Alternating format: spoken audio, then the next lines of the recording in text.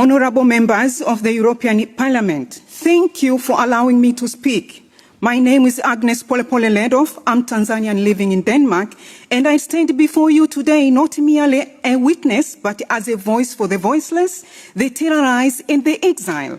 I speak as a sister of a patriot who loved his country too deeply to remain silent.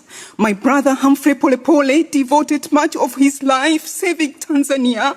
He rose through the ranks of ruling party and later served as Tanzania's ambassador to Cuba. He believed deeply in his country and his duty of public service.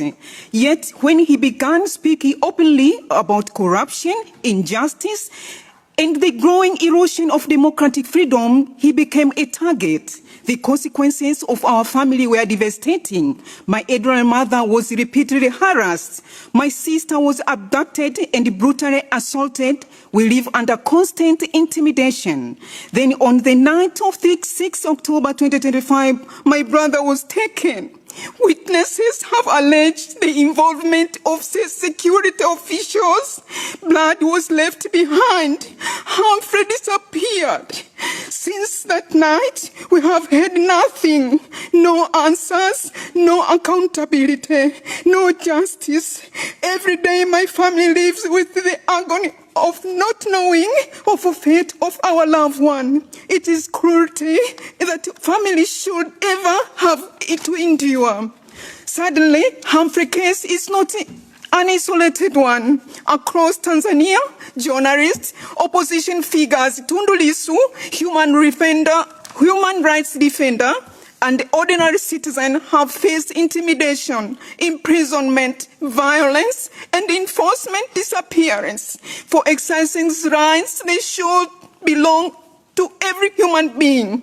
This is not simply political issues. It is a human one. It concerns dignity, liberty, and the rule of law.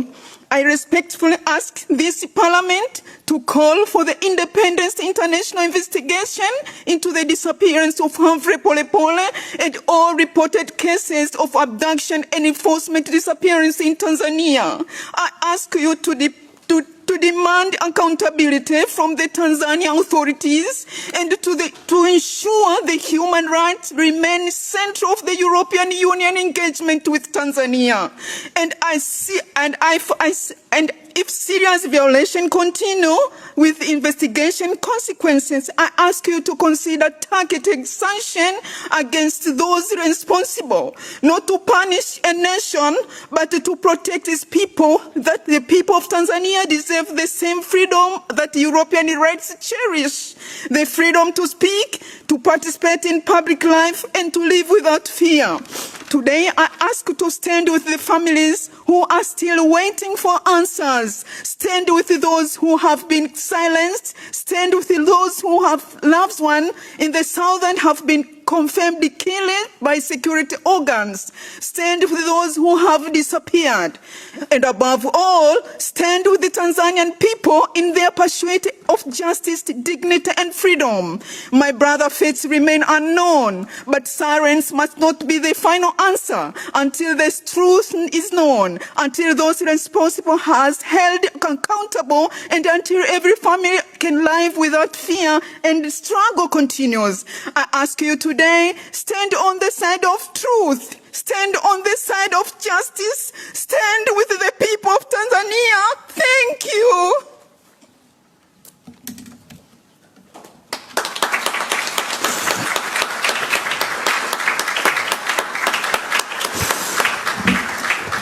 Merci, chère madame, pour ce témoignage. Je crois que tout le monde a ressenti l'émotion que vous avez transmise et écouté le message fort que vous avez exprimé. Ça vaut ce que ça vaut, mais notre résolution de novembre 2015 a cité le cas de votre frère et nous continuerons d'exiger que toute la lumière soit faite et que les questions de votre frère, et nous continuerons d'exiger que toute la lumière soit faite et que les questions que vous posiez ici puissent trouver une réponse. Je vais donner maintenant la parole à Alicia Bosensera, qui est l'épouse de Tandy Lissu. Vous l'avez cité dans votre intervention. Je vous donne la parole, chère madame, pour 4 minutes.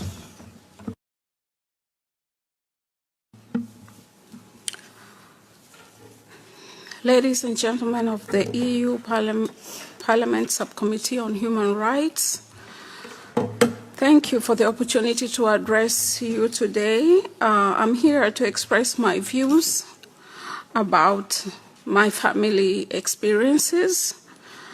However, I have chosen to focus instead on one family member, my husband, Tundu Lissu. Tundu Lissu is the chairman of Chadema, Tanzania's largest opposition political party. Tundu is held in remand at the Ukonga prison in the outskirts of Dar es Salaam since 9th April of last year, falsely charged with treason for merely calling for reforms to ensure free and fair elections in Tanzania. If found guilty,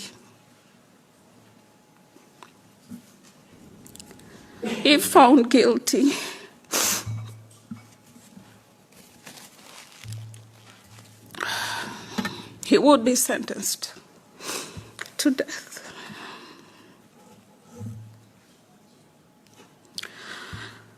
In the few minutes that I have with you today,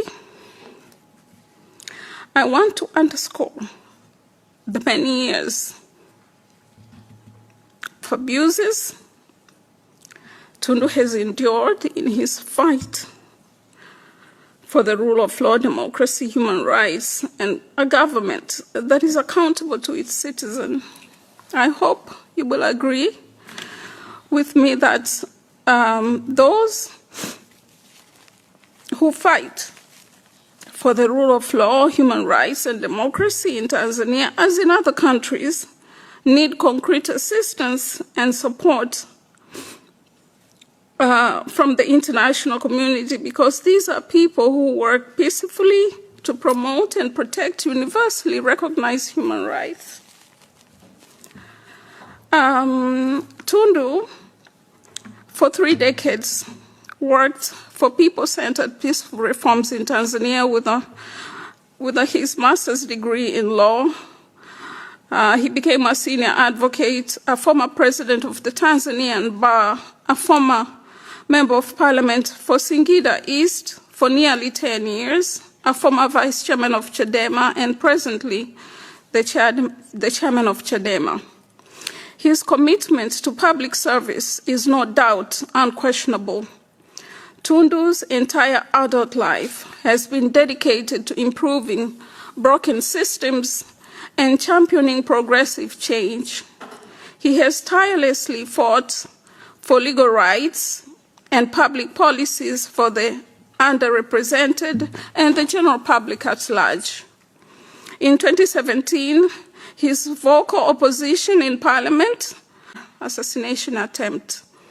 On 7 September 2017, as Tundu pulled into his driveway of his parliamentary residence in Dodoma, 2 gunmen followed him, fired 36 shots into his vehicle, and 16 of which hit his body. He was stabilized in Dodoma, airlifted to Nairobi, and then later relocated here in Belgium, where he received treatment for 3 years.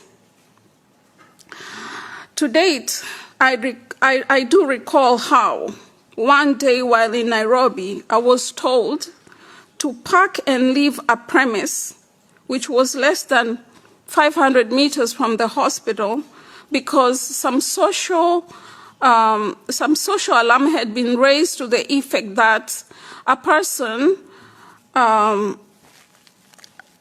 believed to have been an abductor had checked into the premise that I was staying. I knew fear then, as I have never known fear. To support, with the support of individuals and other organizations, we were able to leave and safely come here. In 2020, Tundu, being hopeful, he returned to Tanzania and ran for the presidential elections. as Chadema party's candidate. But then soon after the election, again, we had to leave and come here because of security concerns. In 2023, Tundu decided to return to Tanzania and continue the fight for democracy, human rights, and accountability of those in powers, because he believed that Samia Suluhu government was serious when it said things were going to be different under her regime. However, this was not the case. He was arrested several times, and it was not the case. He was arrested several times, and in January of last year, he was elected the chairperson of the Chadema, and a few weeks later, on April 9th, he was arrested, transported overnight, a distance of about 1,000 kilometers from the southern part of Tanzania. And the next day, he was taken to court and charged for treason and other cybercrime offenses. The case took a very long time to start, but the trial eventually started in September. The trial has been going on at a rather snail pace. There's been several adjournments, some of them without due reasons, and as we speak, he has not been in court for any substantive hearing since February. And we are told that the case will continue again on the 3rd of July, and that on the 6th of July, the Court of Appeal will make a ruling in association to orders that were made in the High Court, against which the Director of Public Prosecution has appealed. So that's where we're in prison. Yes, they say he has not been sentenced. They say he's not in prison. Tundu Lissu is in prison. He's in remand prison. And in Tanzania, there is a very fine line between somebody who is in a remand center or in a remand prison and somebody who's actually serving a sentence. The conditions are not substantially different. Tundu has been denied his fundamental rights to having confidential consultation with his lawyers, to meeting friends, and sometimes even to meeting some family members. So, and these are very fundamental rights that are not being observed in Tanzania. Now, I ask myself, if the leader of the opposition party in Tanzania can be treated this way, how about the many thousands of people being held in custody all over the country? How are they being treated? So this is what the families of those detained and arrested go through in Tanzania. Merci. Oh. Merci. Merci beaucoup. Je pense que le message a été entendu. Des questions vont peut-être avoir réponse. Et je vais donner maintenant la parole à Sikula Onyala, en ligne, chercheur principal chez Amnesty International pour l'Afrique de l'Est et du Sud. Vous